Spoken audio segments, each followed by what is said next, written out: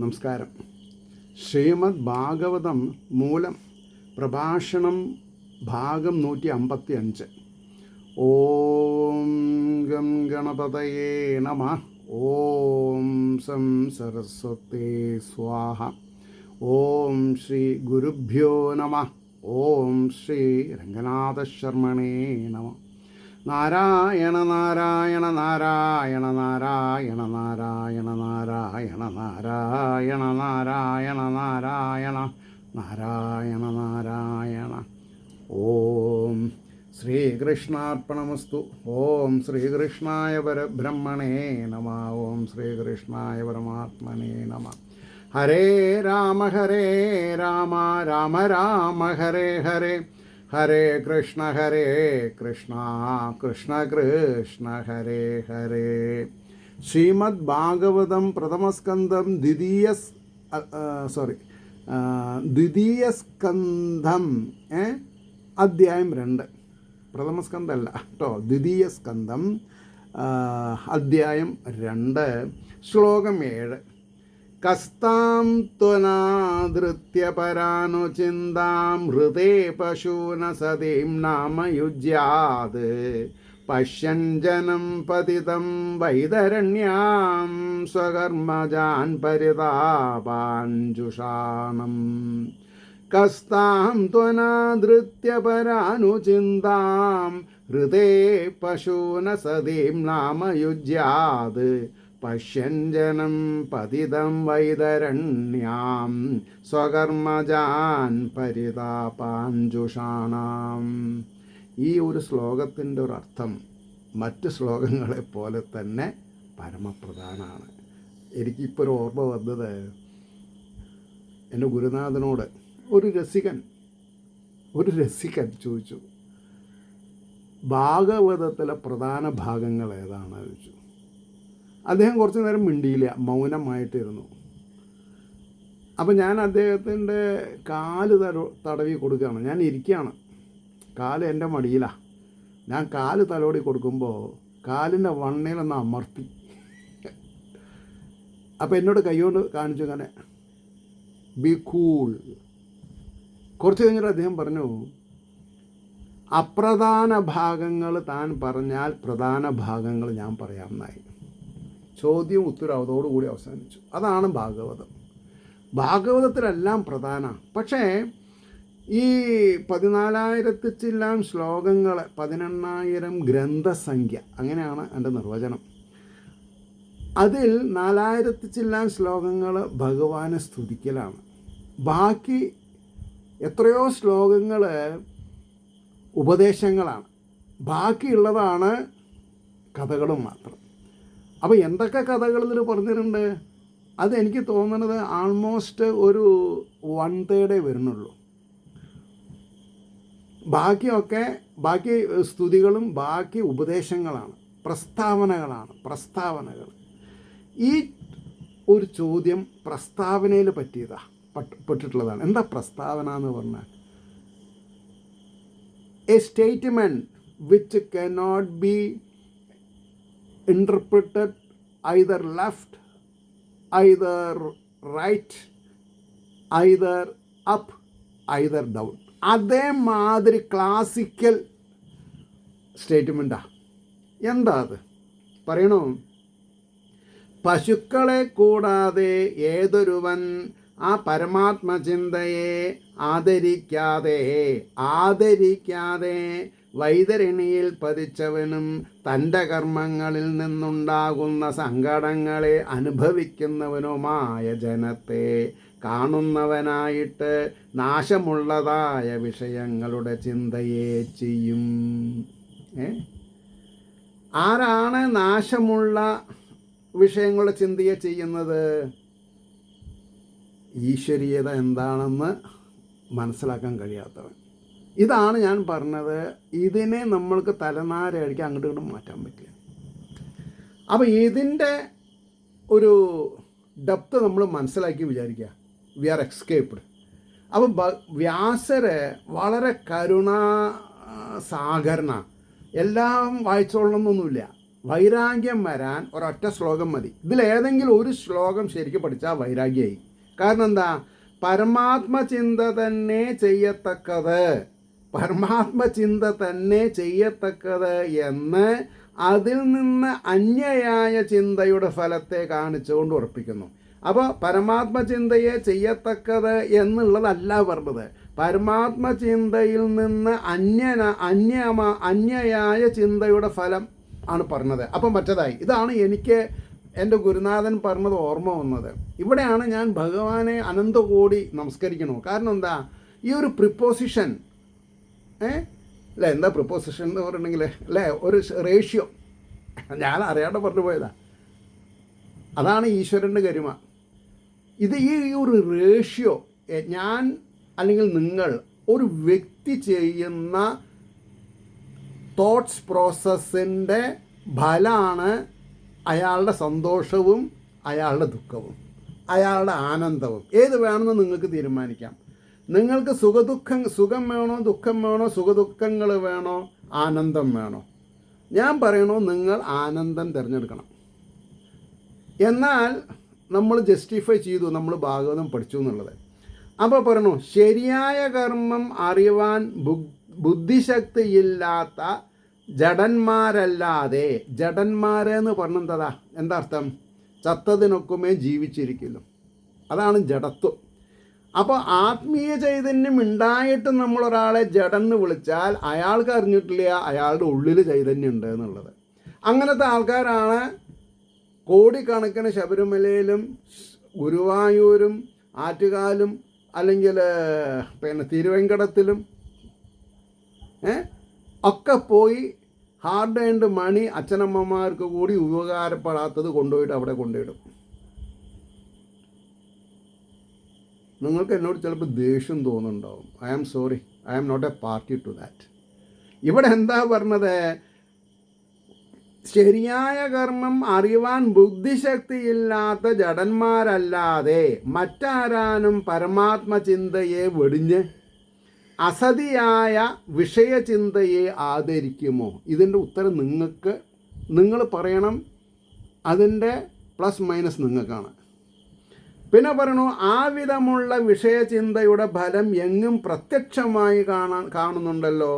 യമരാജധാനിയുടെ മുൻഭാഗത്തുകൂടെ ഒഴുകുന്ന വൈതരണി നദിക്ക് തുല്യയായ ഈ ഘോര സംസ്കൃതിയിൽ അകപ്പെട്ട് സ്വകർമ്മഫലങ്ങളായ ആധ്യാത്മികാദി താപത്രയങ്ങളെ, എന്താണ് ഈ താപത്രയങ്ങൾ? അർത്ഥേഷണ, പുത്രേഷണ, ധാരേഷണ. സമ്പത്ത്, കാശില്ല എന്ന് വിചാരിക്കണത്. പുത്രേഷണ, കുട്ടികൾ നന്നായോ നന്നായില്ലേ, ഉപകരിക്കോ ഇല്ലയോ ചിന്താഗതികൾ. ധാരേഷണ, ഐദർ സ്പൗസ്, കൊഞ്ഞനം കാണിക്കണമെന്ന് തോന്നിയ ബുദ്ധിമുട്ടായി ഇല്ലേ, അതന്നെ. അപ്പോൾ ഇവിടെ ആ താപത്രയങ്ങളെ അനുഭവിച്ച് സർവദാ പരിതപിച്ചുകൊണ്ടിരിക്കുന്ന ജനത്തെ, പാസ്റ്റ് പെർഫെക്റ്റ് കണ്ടിന്യൂസ് ടെൻസാണ്. എന്താണത്? സ്വകർമ്മഫലം സർവദാ പരിതപിച്ചുകൊണ്ടിരിക്കുന്ന ജനത്തെ കണ്ടുകൊണ്ടിരിക്കുന്ന വിവേകി. ആദ്യം പറഞ്ഞവരെ ജഡന്മാർ, വിവേകി പ്ലസ് പോയിൻ്റുള്ള ആൾ. അതേ നദിയിൽ വീഴാൻ ഉപകരിക്കുന്ന വിഷയചിന്തയെ അംഗീകരിക്കുമോ? പാപം ചെയ്ത് വൈതരണി നദിയിൽ വീഴുന്ന ഒരാളെ കണ്ടിട്ട് കൂടി നമ്മൾക്ക് വൈരാഗ്യം വരണില്ല, ഈശ്വര ചിന്ത ചെയ്യണില്ല എന്ന് പറഞ്ഞാൽ പിന്നെന്താ ചെയ്യുക? അതത്രേ കഷ്ടം. അതാണ് കഷ്ടം. വൈതരണി നദിയിൽ ചോരയും ചെലവും അമേധ്യവുമുള്ള നദിയിൽ വീഴുന്ന ആൾക്കാരെ ഈശ്വരചിന്ത ചെയ്യാത്ത ആൾക്കാർ, വിവേകിയായിട്ടും പിന്നെ ഈശ്വരചിന്ത ചെയ്തിട്ടില്ലെങ്കിലത്തെ സ്ഥിതി, അതാണ് കഷ്ടം എന്നാണ് പറഞ്ഞത്. അപ്പം അതിൽ നിന്ന് രക്ഷിക്കുന്ന പരമാത്മചിന്തയെ, ഈ നരകത്തിൽ വീഴുന്നതിനെ ഒഴിവാക്കുന്ന പരമാത്മചിന്ത തന്നെ ചെയ്യത്തക്കതെന്ന് സാരം. അതാണ് ഞാൻ പറഞ്ഞത്. ഈ ഒരൊറ്റ ശ്ലോകം മതി വിവേകം ഉണ്ടാവാനും വൈരാഗ്യം ഉണ്ടാവാനും. സംഗതി 9 മിനിറ്റ് എടുത്തു, സാരമില്ല, പറഞ്ഞില്ലേ. ഇനി 8, 9, 10, 11, 12 5 ശ്ലോകങ്ങളൊപ്പം പോവും. കേജിൽ സ്വദേഹാന്തർഹൃദയാവകാശേ പ്രദേശമാത്രം പുരുഷം വസന്തം ചതുർഭുജം കഞ്ചരധാംഗശങ്കഗദാധരം ധാരണയാ സ്മരന്തി. എന്താണ് ആലോചിക്കേണ്ടത് എന്നാണ് പറഞ്ഞത്. പ്രസന്നവക്ത്രം നളിനായതേക്ഷണം കദംബകിഞ്ചൽ കപിശങ്കവാസസം ലസൻ മഹാരത്നഹിരൺമയാംഗദം സ്ഫുരൻ മഹാരത്നകിരീടകുണ്ഡലം. അദ്ദേഹത്തിൻ്റെ കുണ്ഡലം മുഖമൊക്കെ പറഞ്ഞു.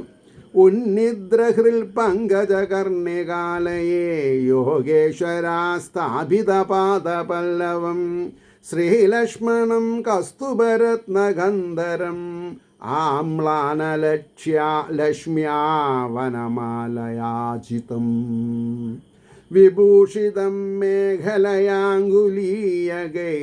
മഹാധനൈ നൂപുരകങ്കണാദിഭി സ്നിഗ്ധാമലാകുഞ്ചിതനീലകുന്തളൈർവിരോചമാനാനനഹാസപേശലം അദീനലീലാഹസദേക്ഷണോല്ലസൽ ഭ്രൂഭംഗസംസൂചിതഭൂര്യനുഗ്രഹം ഈക്ഷേദചിന്താമയമേനമീശ്വരം യാവൻ മനോധാരണയാവതിഷ്ഠതേ.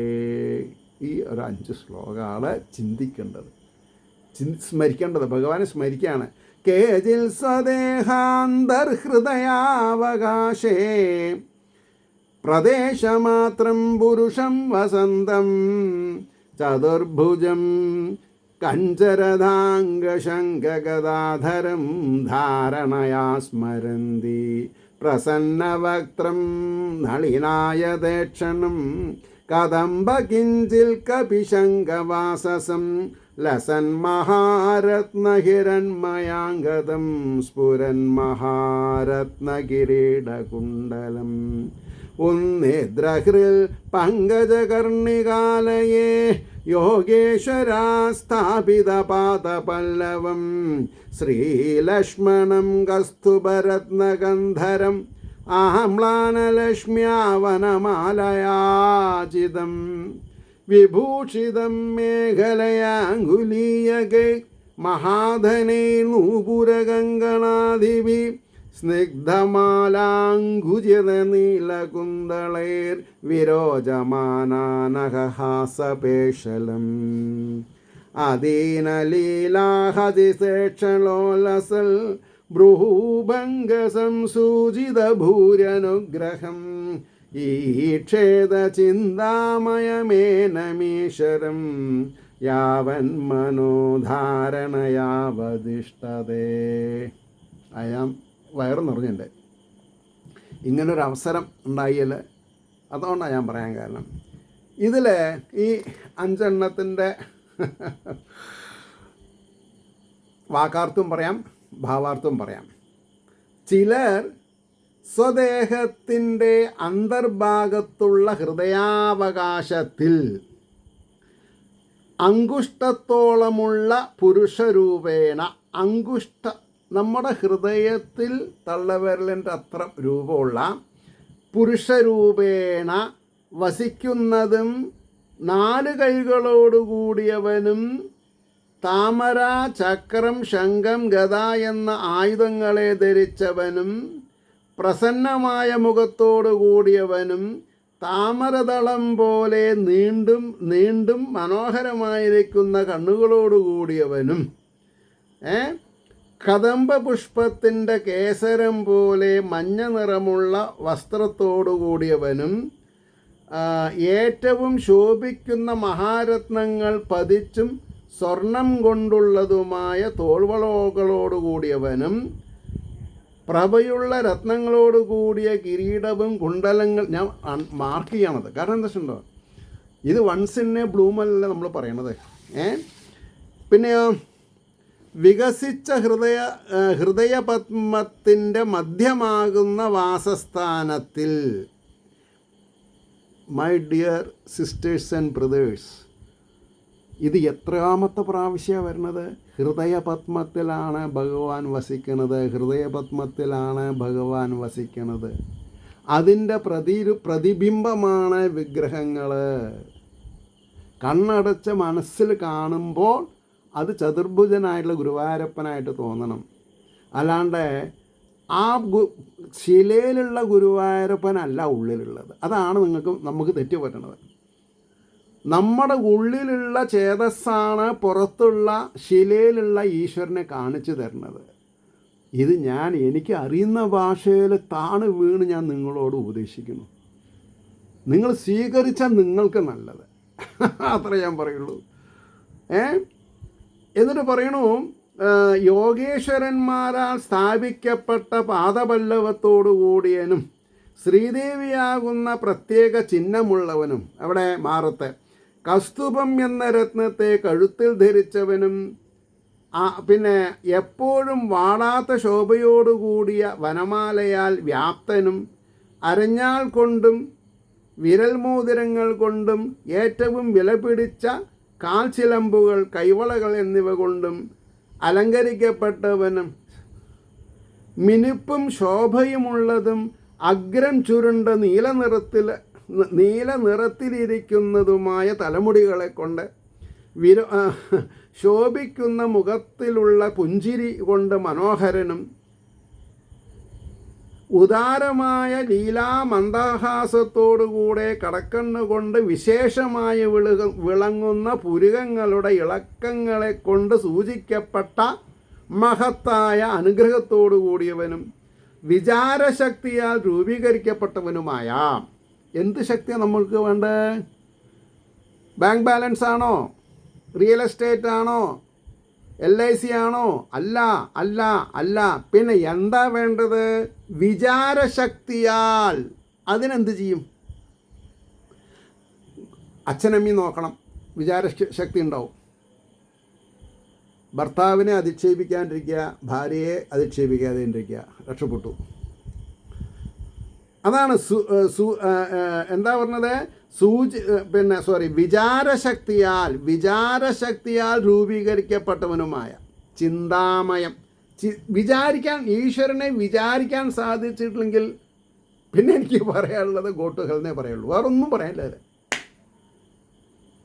It is my right. കാരണം എന്താ, ഞാനിത് ആസ് ഇറ്റ് ഈസ് ഇൻജക്റ്റ് ചെയ്ത് നിങ്ങൾക്ക് എത്തിക്കുന്നുണ്ട്. അപ്പം വിചാരശക്തിയാൽ രൂപീകരിക്കപ്പെട്ടവനുമാണ്. There is nothing inside. പക്ഷെ നമ്മൾക്ക് ചിന്തിക്കാൻ വിചാരശക്തി ഉണ്ടായാൽ മതി, ഉള്ളിലുണ്ട്. നിരാകാരത്തിലുള്ള ശക്തിയെ വിചാരശക്തി കൊണ്ട് രൂപീകരിക്കണം എന്നാണ് ഞാൻ പറഞ്ഞതിന് താല്പര്യം. അതിനാണ് ഇതിൻ്റെ മേലെ പറഞ്ഞിട്ടുള്ള കാര്യങ്ങളൊക്കെ. ഈശ്വരനെ മനസ്സ് ധാരണ കൊണ്ട് ഉറയ്ക്കുന്നത് വരെ ഈക്ഷിക്കണം. ഈക്ഷിക്കണം എന്ന് പറഞ്ഞാൽ കാണണം. ഇനി അതിൻ്റെ ഭാവാർത്ഥം പറയാം. ചിലർ അവരുടെ ശരീരമധ്യത്തിലുള്ള ഹൃദയാകാശത്തിൽ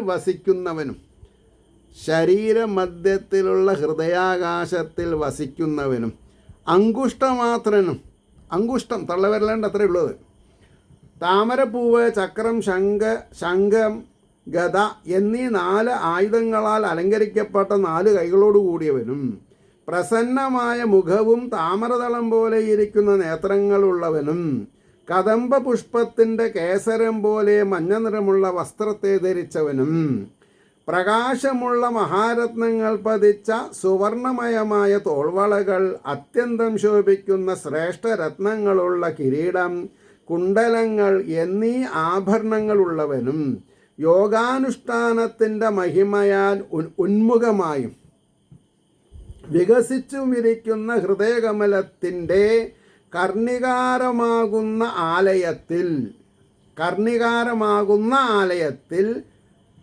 ഹൃദയകമലത്തിൻ്റെ കർണികാരമാകുന്ന ആലയത്തിൽ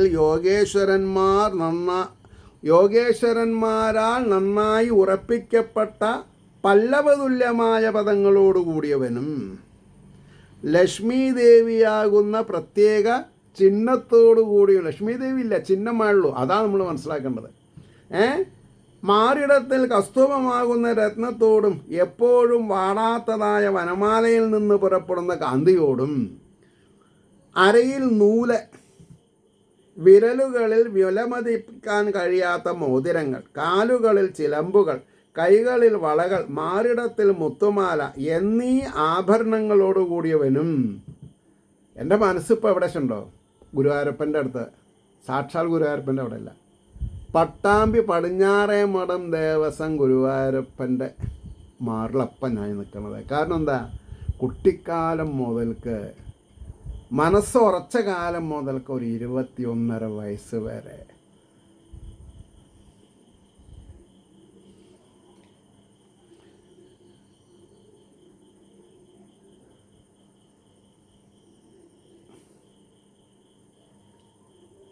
ഒരു പോറലേൽപ്പിക്കാണ്ട് എന്നെ കൊണ്ടു നടക്കണം. ഒരു പോറലേൽപ്പിക്കാണ്ട് ഞാൻ അവിടെ പോയി ഉള്ളിൽ തൊഴുതിട്ട് മോർ ദാൻ 6-7 ഇയേഴ്സ് ആയിട്ടുണ്ടാവും. കാരണം എന്താ? ഇന്നത്തെ നിലയിലുള്ള ഭരണവ്യവസ്ഥ നമുക്ക് ആക്സെപ്റ്റ് ചെയ്യാൻ പറ്റില്ല. ഇന്നൊരു മണി മോങ്കറിങ് മെഷീനാണ് അമ്പലം. അതെനിക്കിഷ്ടമല്ല. കാരണം ഞാനിതിൽ ഈ ഗ്രന്ഥത്തിലുള്ള ഒരു ടേസ്റ്റ് ഉണ്ടല്ലോ, അതെന്നും നിലനിൽക്കും. പക്ഷേ ഞാൻ സ്ഥൂലമായി കണ്ട് പരിചയമുള്ള ഭഗവാന്റെ ആ ശില്പഭംഗി, അതിൽ ഓരോ കാര്യങ്ങൾ എൻ്റെ ഹൃദയത്തെ പേഴ്സ് ചെയ്യണം. എനിക്ക് വേദനിക്കണില്ല. കാരണം ഈ അക്യുപ്രഷർ ചെയ്യണത് എന്തിനാ? തടി നേരാവാൻ വേണ്ടിയിട്ടല്ലേ. അപ്പോൾ എൻ്റെ ഹൃദയത്തിനെ കീറി മുറിച്ചും കൊണ്ട് അതിലുള്ള ആ അങ്കുഷ്ടപ്രായമായ ചൈതന്യത്തെ വിരാട് സ്വരൂപമായിട്ട് എനിക്ക് കാണിച്ചു തരണു ഭഗവാൻ. അതാണ് മിനുപ്പും മാർദ്ദവവും കറുപ്പുമുള്ള ചുരുണ്ട തലമുടികളാൽ ശോഭിക്കുന്ന മുഖത്തിൽ വ്യാപിച്ചിരിക്കുന്ന മന്ദഹാസത്താൽ മനോഹരനും.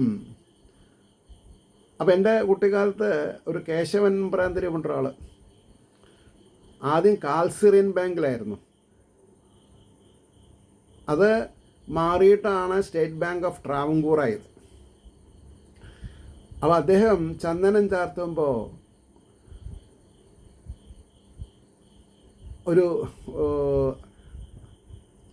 ഒരു ശ്ലോകം ചൊല്ലാറുണ്ട്, എനിക്ക് ഓർമ്മയുണ്ടത്. അതായത്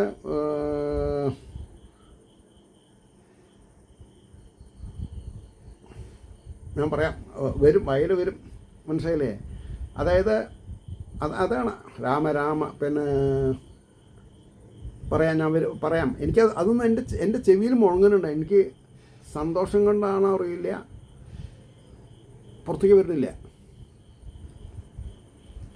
അപ്പോൾ മുഖത്തിൽ വ്യാപിച്ചിരിക്കുന്ന മന്ദഹാസത്താൽ മനോഹരനും ഭക്തന്മാരുടെ സർവാഭീഷ്ടങ്ങളെയും സാധിപ്പിക്കുന്ന ഉദാരമായ ഹാസത്തോടു കൂടിയ ഭഗവാൻ ഉദാരനാണ്. പക്ഷെ നമ്മൾ പറഞ്ഞു കൃപാകരോ. ഉദാരത്തിനനുസരിച്ച് ഭഗവാനെ നമ്മൾ എങ്ങനെയാണ് പ്രീതിപ്പെടുത്തുന്നുണ്ടോ? നമ്മുടെ ഉദ്ദേശം മമതയാവരുത്, പ്രീതിജനകമായിട്ട് ഇത് ശ്രീ മഹാവിഷ്ണു പ്രീത്യർത്ഥമാണ്, ഞാൻ ഏതും ചെയ്യണമെന്നുള്ളൊരു നില വന്നാൽ നമ്മൾ രക്ഷപ്പെട്ടു. ഉദാരമായ ഹാസത്തോടുകൂടിയ കടാക്ഷത്താൽ ഉല്ലസിക്കുന്ന പുരുകങ്ങളുടെ ഇളക്കം കൊണ്ട് സൂചിപ്പിക്കുന്ന മഹത്തായ അനുഗ്രഹത്തോടുകൂടിയവനുമായ ഈശ്വരനെ മനസ്സിൽ സ്ഥൈര്യം സിദ്ധിക്കുന്നത് വരെ സ്ഥിതപ്രജ്ഞ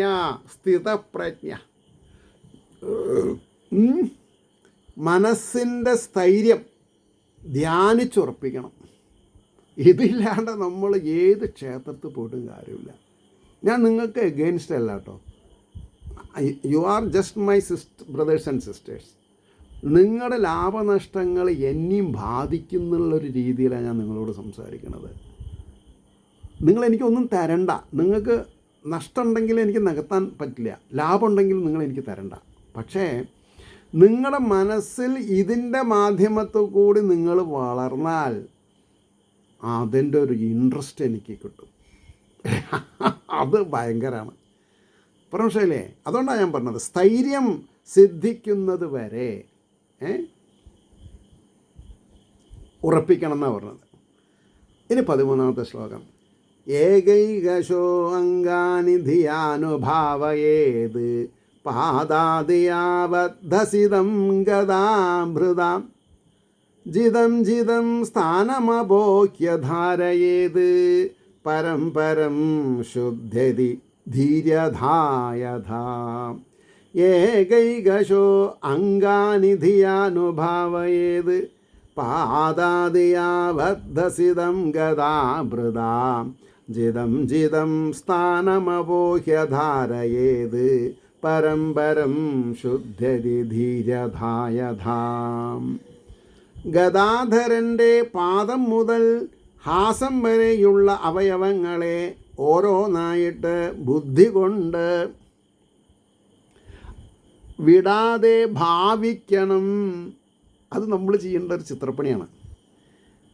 ജയിക്കപ്പെട്ട സ്ഥാനത്തെ വിട്ടിട്ട് മേൽക്കുമേലുള്ള സ്ഥാനത്തെ ബുദ്ധി ഏതേതു വിധമായാൽ ശുദ്ധയാകുമോ. അതായത് പാദാദി കേശം കേശാദി പാദം, ഉയരത്തിൽ മോളോട്ടും താഴോട്ടും ഒരുപോലെ ഓരോ അംഗങ്ങളെ മനസ്സിൽ കാണുക. വേണമെങ്കിൽ എഴുതി വെച്ചോളൂ, അർത്ഥം പറഞ്ഞോലോ. എന്നിട്ട് ഏതുവരെ കിട്ടി ഏതുവരെ കിട്ടിയില്ല, കിട്ടാത്തതിനെ റിപ്പീറ്റ് ചെയ്യാൻ മനസ്സിൽ, ഇന്നതിൻ്റെ ശേഷം ഇന്നതാണ്. അപ്പോൾ രൂപം മനസ്സിലുണ്ടായാൽ മതി. കണ്ണുകൾ ചെയ്യുമ്പോൾ ഭഗവാന്റെ നഖത്തിൽ നിന്ന് വരുന്ന ചന്ദ്രകിരണങ്ങളെ വെല്ലുന്നതായ പ്രഭ, അത് കഴിഞ്ഞാൽ പാദം, അത് കഴിഞ്ഞാൽ എന്താണെന്നാ പറയുക കണങ്കാല്, അത് കഴിഞ്ഞാൽ മുട്ടുംകാല്, അത് കഴിഞ്ഞാൽ മുട്ട് കാൽമുട്ട്, അത് കഴിഞ്ഞാൽ തുടകൾ, അത് കഴിഞ്ഞാൽ അരക്കെട്ട്, അരക്കെട്ട് കഴിഞ്ഞാൽ നാഭി, അത് കഴിഞ്ഞാൽ വയറ്, അത് കഴിഞ്ഞാൽ മാറ്, ഒരു ഭാഗത്ത് കസ്തുഭം എന്ന മറുക്, വേറൊരു ഭാഗത്ത് ലക്ഷ്മി ദേവി, അത് കഴിഞ്ഞാൽ ഭഗവാന്റെ കഴുത്ത്, അത് കഴിഞ്ഞാൽ ഭഗവാന്റെ താടി, പിന്നെ അതാ വായ, കവിള്, മൂക്ക്, കണ്ണ്, ചെവി, നെറ്റി, തലമുടി, കിരീടം, അതേപോലെ താഴത്തേക്കും. അങ്ങനെയായാൽ ശുദ്ധയാകും. ആരെ നമ്മൾ ശുദ്ധമാകും? ആരാണ് സ്ഥായിയായിട്ട് ധ്യാനിക്കുന്നത്? സമയമില്ല എന്ന് മാത്രം പറയരുത്. ഏറിക്കഴിഞ്ഞാൽ ഒരു സീരിയലിൻ്റെ സമയം, അല്ലെങ്കിൽ നമ്മൾ എത്ര മിനിറ്റ് നമ്മൾ ഫോണിൽ ഓരോരുത്തരോട് സംസാരിക്കുന്നുണ്ടാവും. I don't know, you just നിങ്ങൾ തന്നെ തീരുമാനിക്കാം. സമയമില്ല എന്ന് പറയരുത്.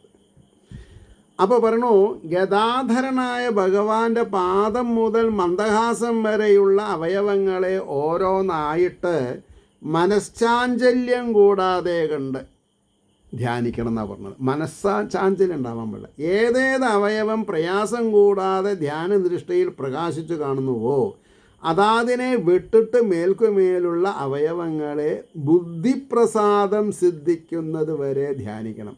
ബുദ്ധിപ്രസാദം, ബുദ്ധി നമ്മുടെ അല്ല മക്കളെ, ബുദ്ധി ഭഗവാൻ തരുന്നതാണ്.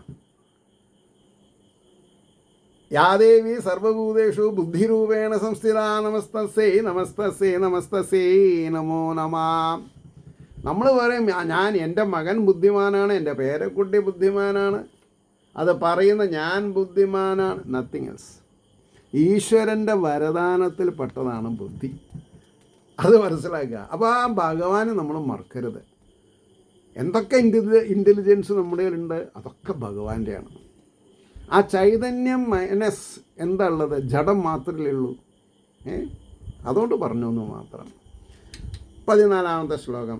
യാവന്ന ജായേത പരാവരേസ്മിൻ വിശേഷരേ ദ്രഷ്ടരി ഭക്തിയോഗഃ താവൽ സ്തവീയ പുരുഷസ്യ രൂപം ക്രിയാവസാനേ പ്രയതസ്മരേത. യാവന്ന ജായേത പരാവരേസ്മിൻ വിശേഷരേ ദ്രഷ്ടരി ഭക്തിയോഗ താവൽസ്തവീയ പുരുഷസ്യ രൂപം ക്രിയാവസാനേ പ്രയതസ്മരേതാ. സർവങ്ങളുടെയും നിയന്താവും എവിടെ ഇരിക്കുന്ന ആള്? അവരവരുടെ മനസ്സിലിരിക്കുന്ന ആളെ പറ്റിയിട്ടാണ് പറഞ്ഞത്. സർവങ്ങളുടെയും നിയന്താവാണ് അല്ലേ? നമ്മുടെ കയ്യ്, കാല്, മൂക്ക്, നമ്മുടെ വിചാരധാര, പറയുന്ന വാക്കുകൾ, സങ്കല്പം, ക്രിയാശക്തി, ജ്ഞാനശക്തി, ദ്രവ്യശക്തി, ഇതൊക്കെ ഭഗവാന്റെയാണ്. അതുകൊണ്ടാണ് സർവങ്ങളുടെയും നിയന്താവും കാര്യകാരണ സ്വരൂപനുമായിരിക്കുന്ന, കാര്യമില്ലാണ്ട് കാരണം ഉണ്ടാവില്ല, കാരണമില്ലാതെയുണ്ട് കാര്യം ഉണ്ടാവില്ല. ഈ ദ്രഷ്ടാവിൽ എന്ന് പറഞ്ഞാൽ കാണപ്പെടുന്ന ആള്. എനിക്ക് ദൃഷ്ടിയുണ്ട്, കണ്ണുണ്ട്. ദ്രഷ്ടാവാരാ? എൻ്റെ ഉള്ളിലുള്ള ആളാണ് കാണുന്നത്. പ്രദോഷയോ ചൈതന്യമാണ് കാണുന്നത്. ദ്രഷ്ടാവിൽ പരമപ്രേമലക്ഷണമായ യോഗം, പരമപ്രേമലക്ഷണമായ, ആരോടാ പരമപ്രേഷണമായ യോഗം വേണ്ടത്? ദ്രഷ്ടാവിൽ. ഭാര്യയ്ക്ക് ഭർത്താവിനും ഭർത്താവിന് ഭാര്യയ്ക്കോടല്ല. പരമപ്രേമം. കാരണം ഭാര്യയും കുറേ കഴിഞ്ഞിട്ട് കടന്നു വന്നതാ, ഭാര്യയ്ക്ക് ഭർത്താവും കുറേ കഴിഞ്ഞിട്ട് കടന്നു വന്നതാ. അപ്പോൾ നമ്മൾ ഈ ഭൂമിയിൽ വന്ന് ഭാര്യനെയും ഭർത്താവിനെയും കാണുന്നത് വരെയും നമ്മളെ നയിച്ചിട്ടുള്ളതാരാ? അന്തര്യാമി, കൂടസ്ഥൻ. ഇനി ഇവിടുന്ന് അങ്ങോട്ട് ഉള്ള സംയോഗം കൊണ്ട് പോകുമ്പോൾ ആരാ ആദ്യം കൊഴിഞ്ഞു പോവാന്ന് നമുക്ക് പറയാൻ പറ്റുമോ? നോ. നമ്മൾ എക്സ്പെക്റ്റ് ചെയ്യണം. എന്താ എക്സ്പെക്റ്റ് ചെയ്യണം? If anything happens wrong, what we will do? I will be strong as before. എന്താ അതിനർത്ഥം? വിവാഹത്തിന് മുമ്പ് നമ്മൾ എത്ര സ്ട്രോങ് ആയിരുന്നോ അത്ര സ്ട്രോങ് ആര് ഫീസായാലും നമ്മൾ ആവണം. അല്ലെങ്കിലോ നമ്മൾ ആശ്രയായിട്ട് പോവും, നമ്മുടെ കുട്ടികൾ ആശ്രയായിട്ട് പോവും. അപ്പോൾ ഒരു തരത്തിലും നമ്മൾ ശോകത്തിന് അധീനരാവരുത്. ശോകം നമ്മളെ ഭരിക്കാൻ സമ്മതിക്കരുത്. ശോകത്തിന് അതല്ലേ നല്ല നല്ല ലൈറിക്സ്. ദുഃഖങ്ങൾക്കു ഞാൻ അവധി കൊടുത്തു. ഓർമ്മ വരണം. ദുഃഖങ്ങൾക്ക് അവധി കൊടുക്കാൻ സാധിക്കണം. Don't disturb me please, go to hell എന്ന് പറയാൻ സാധിക്കണം. അതുകൊണ്ടാണ് ഏതുവരെ ജനിക്കാതിരിക്കുന്നുവോ അതുവരെ എന്ന് പറഞ്ഞാൽ എന്താ അർത്ഥം? എനിക്കത് വളരെ ഇഷ്ടപ്പെട്ടു. ജായേത, ജനിക്കരുത്. ഇനി ജനിച്ചാൽ മരണമുണ്ട്, രണ്ടും സുഖമുള്ളതല്ല. അപ്പോൾ ജനിക്കാതിരിക്കുന്നുവോ അതുവരെ നിയമത്തോടു കൂടിയവനായിട്ട്. നിയമം വേണം എല്ലാറ്റിനും. ഏതിനും. കല്യാണത്തിന് നിയമം വേണം, അച്ഛനമ്മമാരെ നോക്കണേൽ, സഹോദരി സഹോദരന്മാരുടെ അടുത്ത്, സമൂഹത്തിനോട് ഒക്കെ നിയമം വേണം. ഇതിലേതെങ്കിലും ഒന്ന് പോയി അരക്ഷിതാവസ്ഥയാണ്, ഫലട്ടുവോ? അത് ഞാൻ പറഞ്ഞില്ല, വേണ്ട. അതന്നെയാണ് ഈ പ്രീതികരമായിട്ട് ജീവിക്കുക എന്ന് പറഞ്ഞത്. പ്രീതികരമായിട്ട് ജീവിക്കുക. അവരവർക്ക് വേദനിച്ചാലും മറ്റുള്ളവരെ വേദനിപ്പിക്കാതെ ഇരിക്കുക. മുല കുടിക്കുന്ന കുട്ടി നമ്മൾ ചിലപ്പോൾ കടിച്ചു എന്ന് വരും. അമ്മയ്ക്ക് അത്യന്ത ദുഃഖം ഉണ്ടാവും. പിന്നെ മുല കൊടുക്കാതെ ഇരിക്കുന്നുണ്ടോ? അതെന്താ? പരമപ്രേമ ലക്ഷണമാണത്. അതേപോലെ നമ്മുടെ അടുത്ത് കൊമ്പ് കൂർക്കുന്ന ആരായിക്കോട്ടെ, അവരെ സ്നേഹം കൊണ്ട് തളയ്ക്കാൻ നമ്മളെ കൊണ്ട് സാധിക്കണം. അവിടെയാണ് നമ്മുടെ വിജയം. പട്ടാമ്പി പറയാൻ എളുപ്പമാണ് പറയുന്നത് നിങ്ങൾ, പക്ഷെ ദോഷം നമുക്കാ. എളുപ്പമായിട്ടില്ലെങ്കിൽ ദോഷമായിരിക്കാം. പറയൂ, ഞാൻ എൻ്റെ കാര്യത്തിൽ രക്ഷപ്പെട്ടിട്ടില്ലെങ്കിൽ ആരും എന്നെ സഹായിക്കില്ല. അതേപോലെ തന്നെ നിങ്ങളെ. അതുകൊണ്ടാണ് പറഞ്ഞത്, നിയമത്തോടു കൂടിയവനായിട്ട് കർമാവസാനത്തിൽ ഈശ്വരൻ്റെ ഏറ്റവും സ്ഥൂലമായ രൂപത്തെ സ്മരിക്കണം. ഇനി അതിൻ്റെ ഭാവാർത്ഥം പറഞ്ഞ് നിർത്താം. ഇപ്പോൾ പറഞ്ഞതായ ധാരണ ഉറയ്ക്കുന്നത് വരെ മുമ്പ് പറഞ്ഞതായ വിരാട് രൂപധാരണയെയും നിത്യകർമ്മങ്ങളെയും നിത്യകർമ്മങ്ങളെയും നിയമശ്രദ്ധയോടുകൂടെ ശീലിക്കണമെന്ന് ഉപദേശിക്കുന്നു. കേൾക്കുന്നുണ്ടോ? കേട്ടാൽ നമ്മൾ രക്ഷപ്പെട്ടു. കേട്ടില്ലെങ്കിലോ? ഉപദേശിച്ച വ്യാസർക്ക് വല്ല പ്രശ്നമുണ്ടോ? ഭഗവാൻ കൃഷ്ണന് വല്ല പ്രശ്നമുണ്ടോ?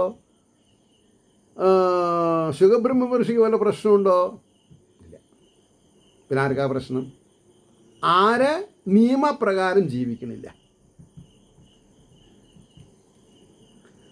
അപ്പോൾ സ്ഥൂല സൂക്ഷ്മ രൂപങ്ങളായി കാണപ്പെടുന്ന ഈ ലോകത്തിൽ അന്തർഭാഗത്തിലിരുന്ന സകലത്തെയും അതാതിൻ്റെ നിലയ്ക്ക് നിർത്തി ഓരോരുത്തരെയും ഓരോന്നിൽ വ്യാപരിക്കുന്ന ദ്രഷ്ടാവായ സർവേശ്വരനിൽ what a presentation, what a presentation. ഇത് നമുക്ക് മിസ്സാവല്ലേ? സപ്താഹം നമ്മൾ ആദ്യം എന്താ ചെയ്യേണ്ടത്? സത്സംഗം നടത്തണം. ഇതാണ് സത്സംഗം. ഞാൻ നിങ്ങളെ കാണുന്നില്ല, നിങ്ങൾ എന്നെ കാണുന്നുണ്ട്. പക്ഷെ എനിക്ക് അനുമാനിക്കാം. എന്തനുമാനിക്കാം? കുറച്ച് ആൾക്കാർ രക്ഷപ്പെടുന്നുണ്ട്. അവർ കുറേ കൂടി രക്ഷപ്പെട്ടാൽ അവരെന്തായി അല്ലേ?